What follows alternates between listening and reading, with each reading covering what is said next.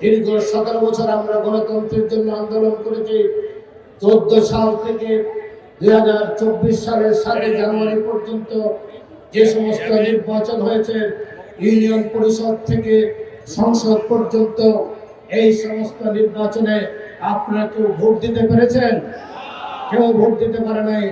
এই যে শেখ হাসিনা বাংলাদেশকে সমস্ত প্রশাসনিক অবকাঠামো, রাষ্ট্রীয় কাঠামো ধ্বংস করে দিয়েছে, তার জন্য যদি তার 1000 বছর জেল হয়, তারপরে শাস্তির পরিমাণ শেষ হবে না।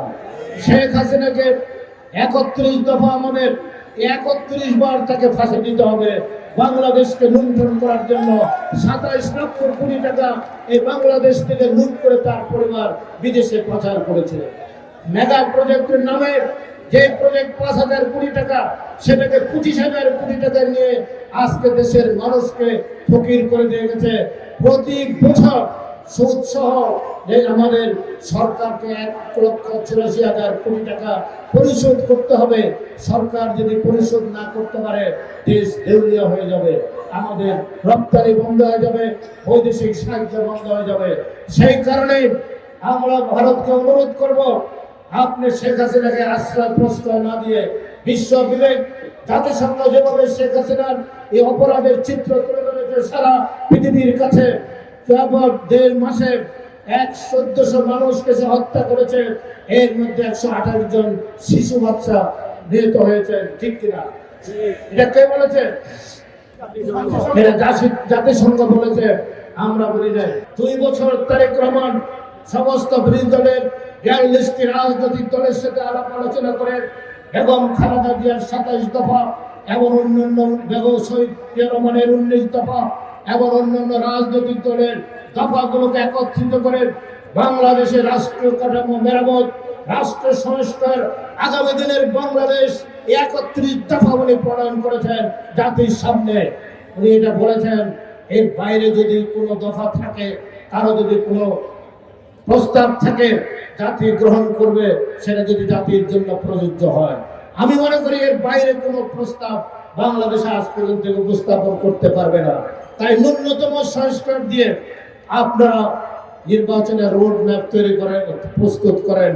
আমরা অন্তর্বর্তীকালীন সরকারের কাছে আমাদের আবেদন, আমরা বলতে চাই, বাংলাদেশে আমাদের প্রিয় নেতা তারেক রহমান যে 31 দফা দিয়েছেন, 31 দফায় বাংলাদেশের সকল সমস্যার সমাধান এর মধ্যে নিহিত আছে। এরপর উনি বলেছেন, আমরা যদি 250 সিটও পাই, আমরা যদি 280টি সিটও পাই, তারপরও আমরা এককভাবে সরকার গঠন করব না। আমাদের সাথে যারা এই দীর্ঘদিন হাসিনা বিরোধী আন্দোলনে অংশগ্রহণ করেছেন, নির্বাচনে অংশগ্রহণ করে নাই, আমরা তাদেরকে নিয়ে জাতীয় সরকার গঠন করব। ঠিক কিনা? কারণ শেখ হাসিনা এত দুর্নীতি করেছেন, রাষ্ট্রের কাঠামোগুলো, পুলিশ প্রশাসন, বিচার ব্যবস্থা, আইন শাখা, প্রশাসন, আর এই সমস্ত জায়গাতে যে অবনতি ঘটিয়েছেন, ভারতীয় দালালদের দেশে বিভিন্ন জায়গায় বসিয়েছেন। এর জন্য প্রয়োজন বিএনপির একক পক্ষে সম্ভব নয়। জাতীয় সরকার সমস্ত রাজনৈতিক দলগুলোকে নিয়ে, যারা দেশপ্রেমিক, তাদেরকে নিয়ে জাতীয় সরকার গঠন করে এই রাষ্ট্রকে মেরামত করতে হবে। আগামী দিনের প্রজন্মের কাছে একটি সুখী সমৃদ্ধশালী জাতি যেন উপহার দিতে পারে তারেক রহমান, শহীদ প্রেসিডেন্ট জিয়া রহমানের মতো, সেই ব্যবস্থাটাই চান। বাংলাদেশের মানুষ উন্মুখ হয়ে আছে।